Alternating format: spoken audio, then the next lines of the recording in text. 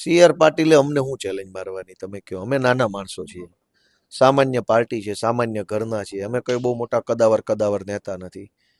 ધારો કે ભાઈ પોલીસનો ઉપયોગ કરી, ગુંડાનો ઉપયોગ કરી, પૈસાનો ઉપયોગ કરી, લોકોને ભરમાવી, ડરાવી, ધાકધમકી કરીને અમને હરાવી દે. એમાં કઈ સી આર પાટીલની મહાનતા નથી. સી આર પાટીલની મહાનતા એમાં છે કે સુરતની અંદર વર્લ્ડ ક્લાસ લાઇબ્રેરી બનાવવાનો એ ચેલેન્જ આપતો. તો એમાં મહાનતા છે કે વર્લ્ડ ક્લાસ સ્પોર્ટ્સ કોમ્પ્લેક્સ બનાવવું, કે આખા ગુજરાતના રમતવીરો સુરત રમવા આવવા જોઈએ એવું સ્પોર્ટ્સ કોમ્પ્લેક્સ ઇન્ડોર આઉટડોર બનાવવું. મહાનતા ઈ વાતમાં છે ને.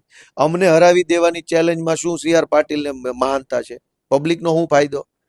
તમારી કેન્દ્રમાં સરકાર, રાજ્યમાં સરકાર, કોર્પોરેશનમાં સરકાર, તો ચેલેન્જ એવી મારો કે લોકોને ફાયદો થાય. તો સી આર પાટીલે એવું કેમ ના કીધું કે અમે સુરતની અંદર શાનદાર આઈટી પાર્ક બનાવશું, અને જે રીતે પુણેમાં અને બેંગ્લોરમાં આઈટી સેક્ટર, આખું ભારતનું સૌથી મોટું આઈટી સેક્ટર ડેવલપ થયું છે, એવું આઈટી સેક્ટર સુરતમાં ડેવલપ કરશું? એવી કેમ ચેલેન્જ નો પાટીલે મારી? કરો ને ભાઈ, તમારાથી થાય એમ હોય તો. કામ નથી થાય એમ. એટલે ચેલેન્જ એવી મારવાની કે આમ આદમી પાર્ટી હારી જશે. એટલે ભાઈ કાંઈ વાંધો, અમે નાના માણસો છીએ, હારી જઈશું બસ. પણ તમે જીતીને શું કરીને દેશો એ બોલો ને.